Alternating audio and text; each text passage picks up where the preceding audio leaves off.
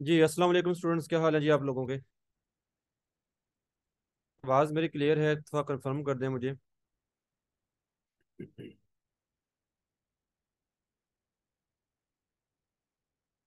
जी आवाज़ मेरी आ रही है आप लोगों को?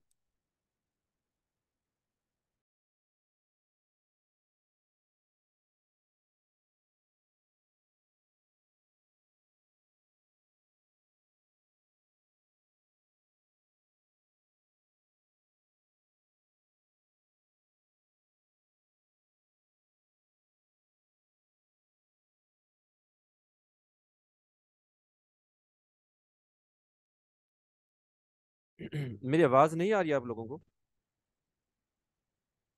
आवाज़ आ रही है? काइंडली कंफर्म कर दें अगर आवाज़ आप लोगों को सुनाई दे रही है तो।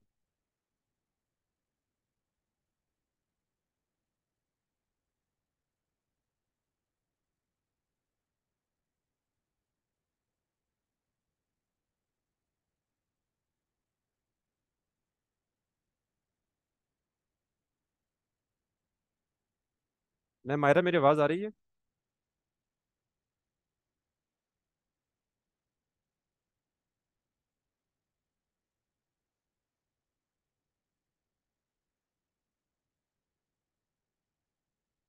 मैं मायरा, आप सुन पा रही हैं मुझे?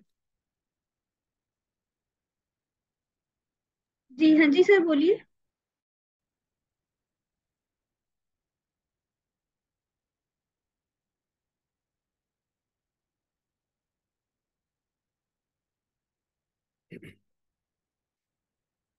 अच्छा जी, तो हमने लास्ट क्लास में ये किया था कि जी टेम्पलेट हमने यूज़ किया, टेम्पलेट के साथ हमने डिज़ाइन बनाया, और मैंने आपको ये बताया था कि टेम्पलेट जो होते हैं वो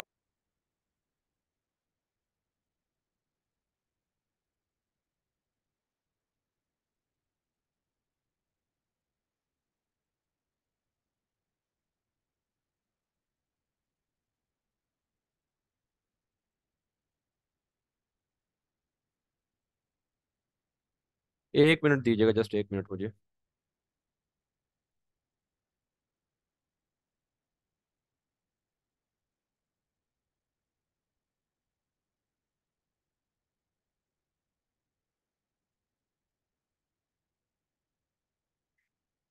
जी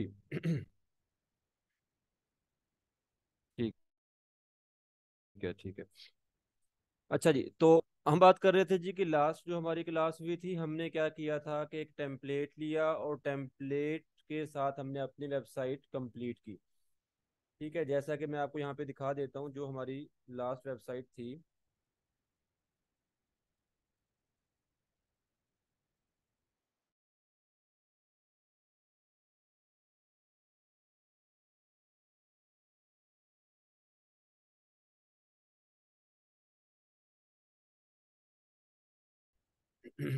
अब हमने क्या करना है जी, हम कोई टेम्पलेट यूज नहीं करेंगे। ठीक है, 1 मिनट मैं ज़रा अपना इंटरनेट सेट कर लूँ। क्लास ब्रेक ना कीजिएगा, बस मैं ज़रा इंटरनेट चेंज कर लूँ जस्ट।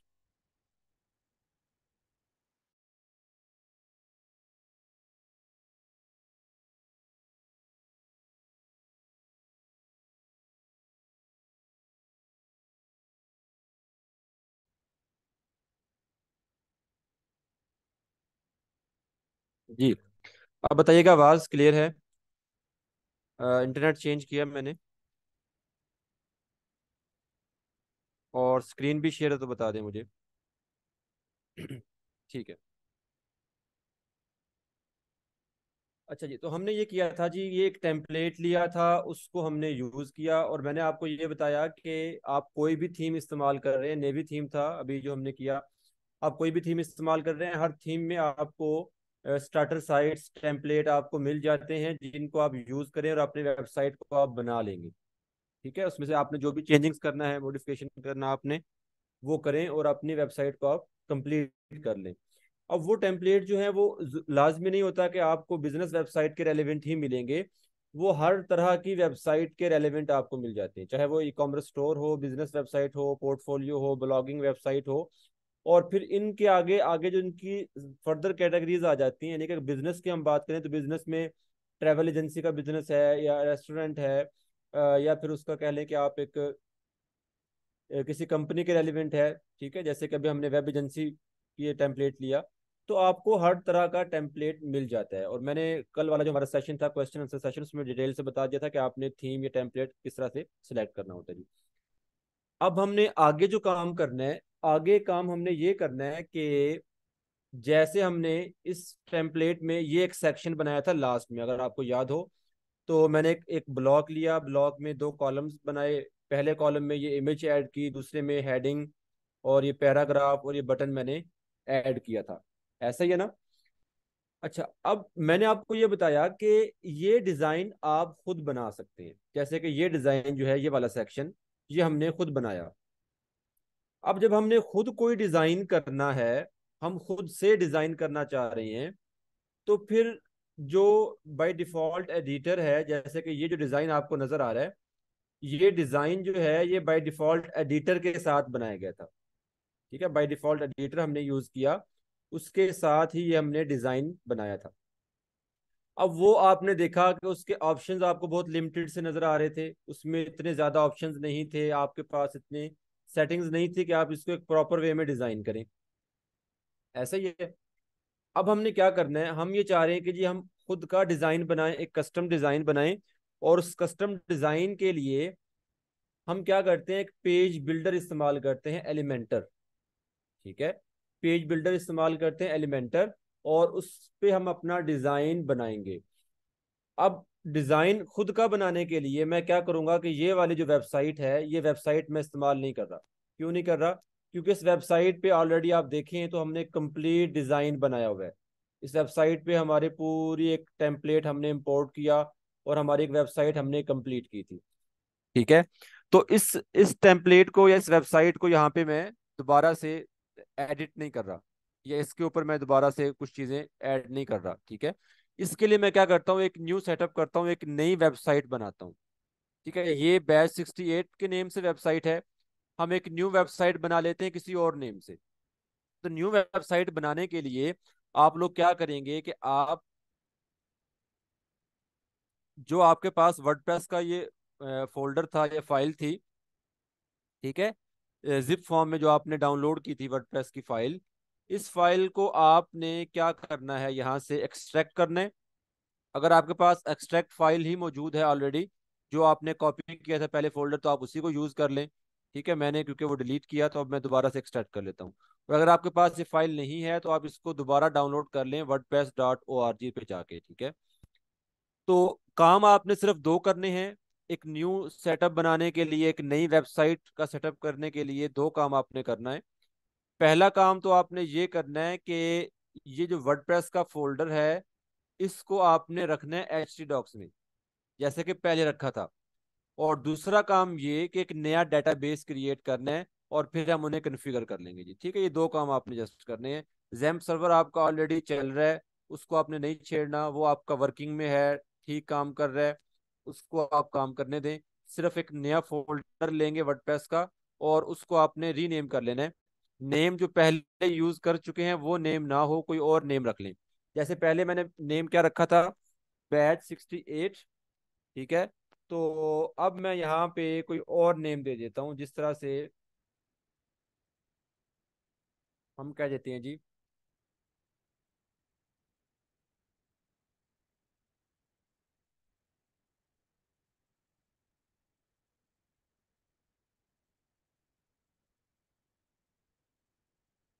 वेबसाइट 68। ठीक है, ये मैंने नेम दे दिया, जो भी नेम दे लें जो आपके जहन में आ रहा है। लेकिन नेम जो दें आप, उसमें स्पेस यूज ना किया करें, विदाउट स्पेस हो और स्मॉल लेटर्स में हो। ठीक है, यहाँ से मैं इसे कॉपी कर रहा हूँ। ठीक है, और इसको मैं कहाँ पे लेके जाऊंगा, कहाँ पे रखूंगा इसे, जहाँ पे मेरा जैम्प सर्वर है, जैम्प सर्वर की ये फाइल्स हैं, और उसमें htdocs का फोल्डर आ गया, और यहाँ पे लाके उसको मैं पेस्ट कर देता हूँ। तब तक ये फोल्डर यहाँ पे आपका कॉपी होता है। हम क्या करते हैं जी, ब्राउजर पे आते हैं और यहाँ पे आके आपने क्या करना है, यहाँ पे आके एक डेटाबेस क्रिएट करना है जी। ठीक है, डेटाबेस हमने जैसे पहले क्रिएट किया, local host slash P H P माई एडमिन। ठीक है, local host slash P H P माई एडमिन पे जाएंगे और यहाँ पे हम क्या करेंगे, एक डेटाबेस क्रिएट कर लेंगे जी।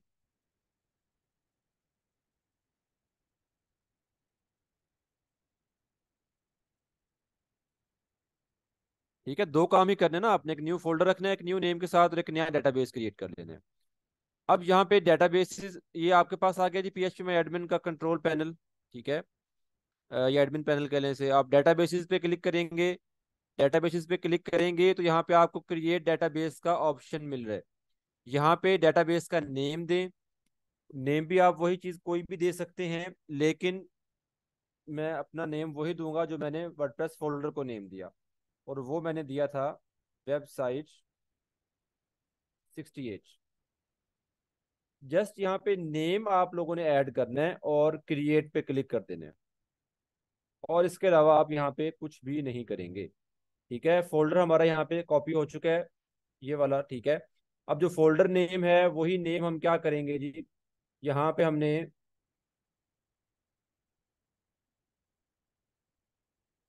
न्यू टैब में आके लोकल होस्ट स्लैश जो आपके वेबसाइट फोल्डर का नेम था, वर्डप्रेस फोल्डर का, वेबसाइट 68, इसको मैं यहाँ पे ओपन करूंगा जी।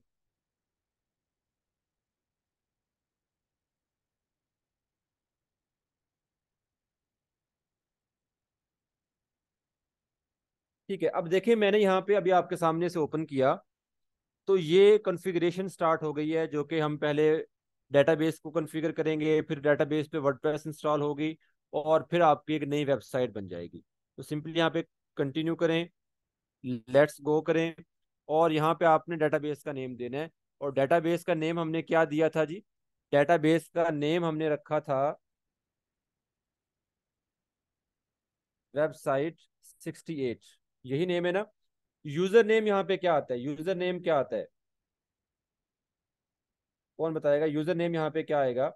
वेब डेटाबेस का नेम, और दूसरी चीज हमने यहाँ पे यूजर नेम लिखना होता है, बस ये दो चीजें लिखना होती हैं इस जगह पे आके, सिर्फ डेटाबेस का नेम और यूजर नेम। बाकी चीजें आप यहाँ पे कुछ भी नहीं करते। मोस्टली स्टूडेंट क्या करते हैं, यहाँ पे पासवर्ड में अपना पासवर्ड लगा देते हैं कुछ भी, और फिर सबमिट करते हैं, फिर एरर आ रहा होता है, फिर वो कहते हैं कि जी हमने डेटाबेस भी क्रिएट किया, सब कुछ हमने सेम वैसे किया, लेकिन एरर आ गया। तो आपको मैंने पहले भी बताया, अब भी बता रहा हूँ कि आपने सिंपल डेटाबेस नेम यहाँ पे देना है, डेटाबेस जो क्रिएट किया, और यूजर नेम में आप लोगों ने लिखना है root, ROOT root, small letters में लिखना है, कैपिटल में नहीं लिखना। ठीक है। तो ये दो चीजें आपने यहाँ पे ऐड की, सबमिट कर दें और रन द इंस्टॉलेशन पे क्लिक करें, तो यहाँ से आपकी वर्डप्रेस इंस्टॉल हो चुकी। अब आपका ये डैशबोर्ड कंप्लीट है। इस पे आपने वेबसाइट का टाइटल देना है, जैसे ये मैंने दे दिया जी। टाइटल तो आप कुछ भी दे सकते हैं ना, आपने देखा लास्ट क्लास में हमने टाइटल चेंज भी हम कर लेते हैं, टाइटल आप जो मर्जी दे ले, टाइटल का इशू नहीं है। यूजर नेम और पासवर्ड जो है, ये अगेन बता रहा हूँ, पहले भी बता चुका हूँ कि आप लोग यूजर नेम और पासवर्ड जो होता है वो सेव नहीं करते हैं। ठीक है, वो फिर क्या होता है कि आप भूल जाते हैं और फिर आपको एरर आ रहा होता है, फिर कहते हैं सर ये कैसे ठीक होगा। और एक चीज ये किया करें कि कोशिश किया करें कि चीजों को ना टाइप किया करें, खुद से लिख के चेक किया करें। ठीक है, मोस्टली होता है कि आप ब्राउजर में ही उसको सेव कर लेते हैं, और जब आप कहीं से कॉपी पेस्ट कर रहे होते हैं तो वो साथ उसके स्पेस ऐड हो जाती है, जैसे कि आप देखें ये पहले एक स्पेस आ गई अब। ठीक है, मैंने यहाँ पे स्पेस ऐड की है, तो स्पेस वगैरह ऐड होने से या कोई एक्स्ट्रा अगर आपने कॉपी किया है, तो कॉपी में बाज़ अवत क्या होता है कि एक आध कोई चीज़ रह जाती है, तो उससे फिर एरर आ जाता है, तो आप टाइप कर लिया करें, वो आपको बेहतर रहता है जी। ठीक है, ये चीज़ें हो गई हैं। इंस्टॉल वर्डप्रेस पे क्लिक किया हमने, और ये आपकी वर्डप्रेस यहाँ पे इंस्टॉल हो चुकी है जी। ठीक है, अब आपने यहाँ से लॉगिन करना है। अब लॉगिन करेंगे तो अब देखें वही यूजर नेम और पासवर्ड ऐड करेंगे और आपका न्यू डैशबोर्ड आ गया। अब मैं क्या कर रहा हूँ कि यहाँ से लॉगिन नहीं कर रहा, मैं आपको एक दफ़ा दिखाता हूँ कि ये लोकल होस्ट बैच 68 है। जो कि हमारी पुरानी वेबसाइट है। इसको भी मैं साथ साथ चला सकता हूँ, इस पे भी मैंने जो काम करना है, जो कुछ भी मैं यहाँ पे करना चाहूँ, इसका डैशबोर्ड ओपन करके मैं कर सकता हूँ। ऐसे ही अगर मैं अभी जो मैंने न्यू वेबसाइट बनाई, ठीक है, उसको भी यहाँ पे मैं साथ ही ओपन कर सकता हूँ, और उसका डैशबोर्ड अलग से ओपन होगा, और उसमें जो मैंने काम करना है वो मैं कर सकता हूँ जी। ये देखें, अभी हमने इंस्टॉल किया वर्डप्रेस, और बिल्कुल जैसे कि आपको मैंने पहले बताया कि एक फ्रेश डैशबोर्ड आपको नजर आ रहा होता है फर्स्ट टाइम जो आप इंस्टॉल करते हो, तो वही चीज आपको यहाँ पे नजर आ रही है। ठीक है। अच्छा, अब आपने इसके डैशबोर्ड पे जाना है, जैसे कि हम इसके डैशबोर्ड पे जाते थे, सेम वही तरीका यहाँ पे है। यही यूआरएल मैंने लिया, न्यू टैब में पेस्ट किया, और wp-admin।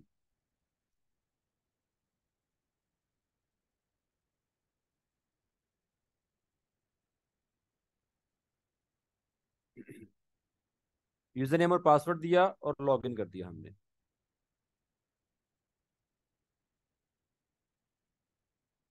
ले जी, आपकी एक नई वेबसाइट बन गई, और नई वेबसाइट का ये डैशबोर्ड है। समझ आ गई है? अब आपको आइडिया हो गया होगा कि एक जैम्प सर्वर आपने सेटअप किया हुआ है, और जैम्प सर्वर पे आप डिफरेंट वेबसाइट्स के सेटअप कर सकते हैं, एक टाइम में जितने चाहें कर लें। अब इसका ये मतलब हरगिज नहीं है कि आप बस खाली सेटअप करते जाएं कि ले जी मैंने 100 पूरा कर दिया। ठीक है, अब आप लोगों ने करना ये है कि आपने एक ब्लॉग वेबसाइट बनाई, उस पे कंप्लीट ब्लॉग वेबसाइट की प्रैक्टिस करें, और उसके बाद आपने एक बिजनेस वेबसाइट बनानी है, एक नया डैशबोर्ड बना लें, एक नई वेबसाइट का सेटअप कर लें, वहां पे आप बिजनेस वेबसाइट की प्रैक्टिस कर लें। फिर एक और नई वेबसाइट का सेटअप कर लें, वहां पे आप ई कॉमर्स वेबसाइट का प्रैक्टिस कर लें। इस तरह से डिफरेंट 6-7 आप अपने वेबसाइट्स बना सकते हैं। उनके अलग अलग फोल्डर होंगे, अलग अलग डेटाबेस होंगे सबके। और जब आप किसी पे भी प्रैक्टिस करना चाह रहे हैं, तो आप अपने ब्राउजर पे आके वही वेबसाइट ओपन।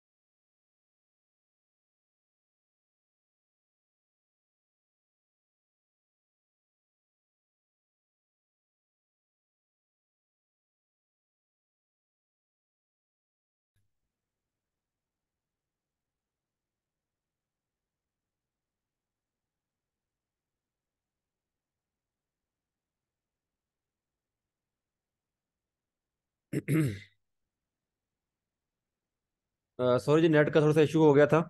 ठीक है। नहीं बिनते खालिद, आप ऑलरेडी जो आपके पास है वर्डप्रेस का फोल्डर, उसका नेम क्यों चेंज करेंगे? उसका नेम चेंज करेंगे तो आपकी ये जो वेबसाइट होगी पुरानी, ये नहीं चलेगी। ठीक है।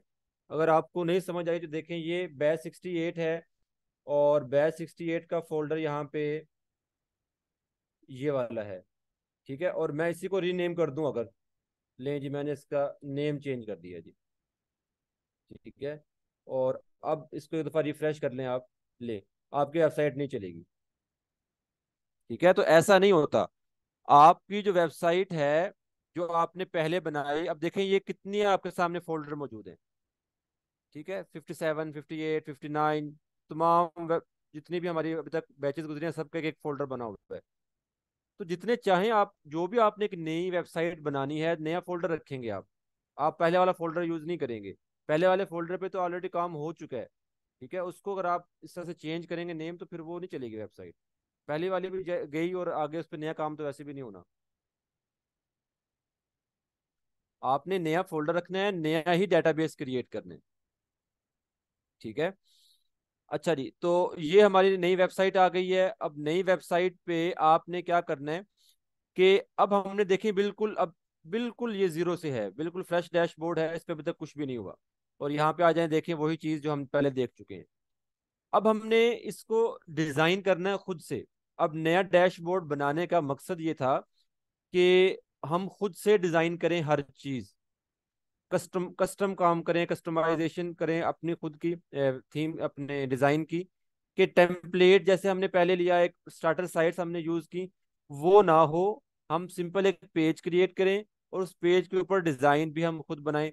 तो सबसे पहले आप लोगों ने क्या करना है, आप थीम सेलेक्ट करेंगे, अपीयरेंस में आ जाएं, थीम सेक्शन में आ जाएं, और यहाँ से आपने ऐड न्यू पे क्लिक करना है।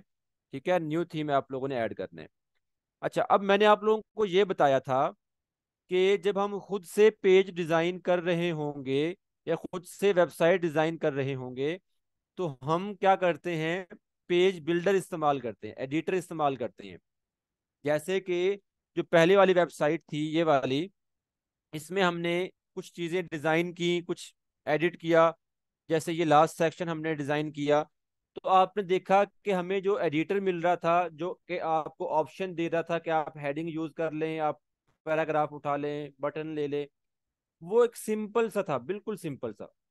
ठीक है, इतना सिंपल कि हमें बहुत से ऑप्शन हमें चाहिए थे जो कि हमें नहीं मिल रहे थे। ऐसा ही है ना। तो इस चीज को बेहतर करने के लिए हमारे पास कुछ ऐसे पेज बिल्डर्स एडिटर्स होते हैं जो कि आपको हेल्प आउट करते हैं कि आप उनकी मदद से जितना चाहे अच्छा या कस्टम डिजाइन बना सकते हैं।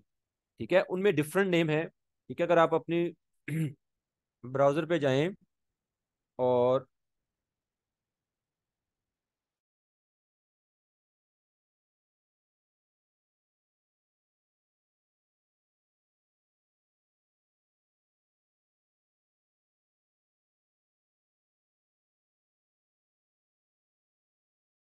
हर एक के साथ आप काम कर सकते हैं। लेकिन अभी हम यहाँ पे जस्ट एक ही यूज करेंगे।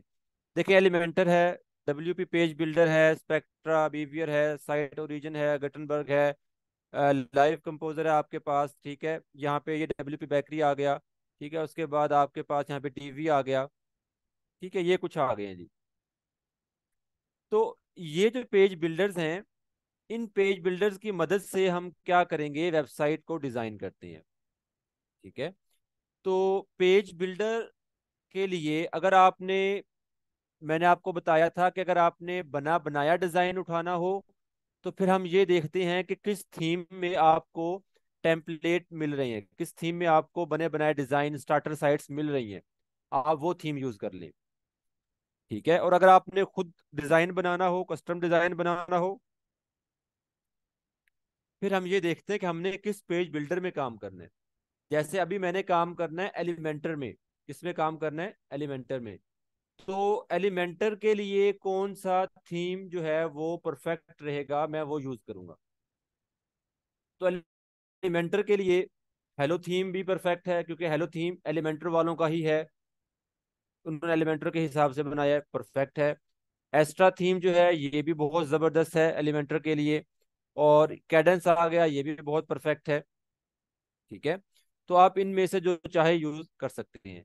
और जैसे हमने पहले नेवी थीम इस्तेमाल किया था ना, तो नेवी थीम पे भी आप एलिमेंटर के साथ काम कर सकते हैं। यानी कि ये जो वेबसाइट है, अगर आपने नेवी थीम पहले यूज किया हुआ है, तो आप नेवी थीम इसी वेबसाइट पे एलिमेंटर इंस्टॉल कर लें और उसके साथ भी डिजाइन बना के देखें, तो आपका डिजाइन बन जाएगा।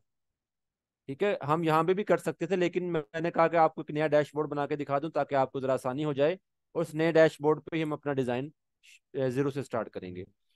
तो ठीक है, जैसे कि देखिए नेवी थीम की अगर आप डिटेल्स में जाते हैं, तो यहाँ पे वो बता रहा है कि नेवी थीम जो है वो इन पेज बिल्डर के साथ काम करता है जी। एलिमेंटर के साथ भी Brizy, Beaver Builder, Visual Composer, SiteOrigin और टीवी। ठीक है, इस तरह से। और ऐसे ही अब हम क्या करेंगे जी, एक्स्ट्रा थीम इंस्टॉल करेंगे जी। एक्स्ट्रा थीम में अगर आप देखें, तो एक्स्ट्रा थीम भी जो है वो एलिमेंटर के साथ, बीवियर के साथ, विजुअल कंपोजर के साथ, साइट ओरिजिन और डीवी, इनके साथ वो काम करता है।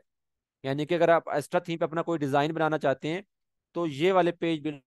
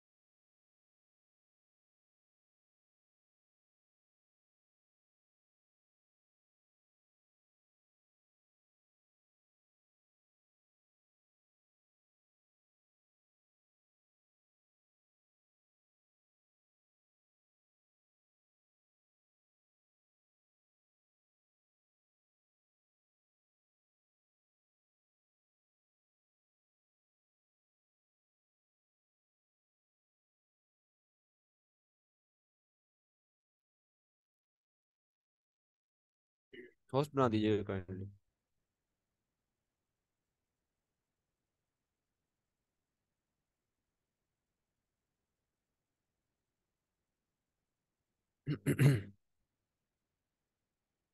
थोड़ा सा इंटरनेट का इशू है, तो इस वजह से क्लास हमारी बार बार डिस्टर्ब हो रही है जी। अच्छा जी, हम क्या करते हैं जी, एक्स्ट्रा थीम इंस्टॉल करते हैं जी। ठीक है, टाइम भी कम है। एक्स्ट्रा थीम इंस्टॉल करेंगे और एक्स्ट्रा थीम पे हम अपना डिजाइन बनाएंगे एलिमेंटर के साथ। एलिमेंटर पेज बिल्डर है। पेज बिल्डर क्या काम करता है? पेज बिल्डर जो है वो मदद देता है या आपको हेल्प करता है डिजाइन बनाने में। और डिजाइन किसके ऊपर बनेगा? डिजाइन बनेगा थीम पे। थीम हम यूज कर रहे हैं एस्ट्रा, और पेज बिल्डर हम इस्तेमाल कर रहे हैं एलिमेंटर। ठीक है। और ये ऐसा नहीं है कि पेज बिल्डर के साथ आप कोई स्पेसिफिक डिजाइन बनाएंगे। मैंने आपको पहले बताया कि डिजाइन जो है वो आपने बनाना है। चाहे वो ब्लॉग वेबसाइट का डिजाइन बनाएं, चाहे वो एक बिजनेस वेबसाइट का बनाएं, चाहे वो ई कॉमर्स स्टोर का बनाएं। यानी कि एलिमेंटर से जो आप डिजाइन बना रहे हैं, आप हर तरह की वेबसाइट का बना सकते हैं। जैसी चाहे वेबसाइट को आप डिजाइन करें,